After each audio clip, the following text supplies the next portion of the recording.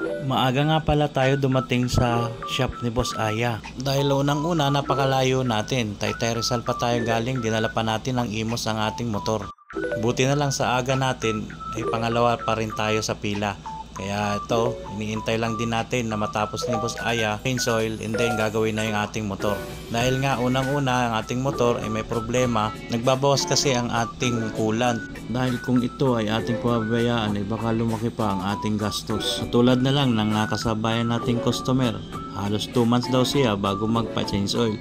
Halos wala nang langis na lumalabas sa kanyang makina. Buti na lang naagapan pa dahil kung hindi, panigurado, gastos talaga. At habang nag-aantay, magkape muna tayo. At alam nyo ba, dito sa Premium Motorcycle Garage ay libre ang kape. Dito na nga sinisimulan ni Boss Aya na baklasin ang fairings ng ating motor.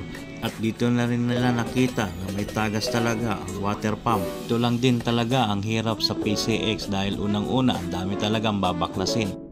Bukod sa tagas ng ating coolant ay napansin din nila na may tagas din ang ating gasolina. At buti na lang naagapan na kung hindi, sigurado sunog ang ating motor.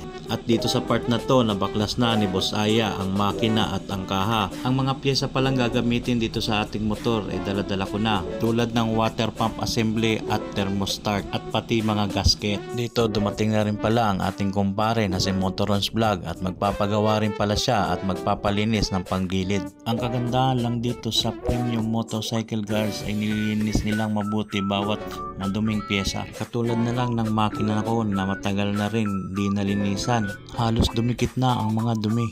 At dito sa part na nga na to, ibinabalik na ni Boss Aya ang mga pyesa at nakabit na rin niya ang mga dala kong pyesa. At unti-unti na rin dumarami ang mga nagpapagawa. At dito tinetest na rin ni Boss Aya kung may tagas pa ba ang water pump. At dito na lang ang ating video. Salamat sa panonood.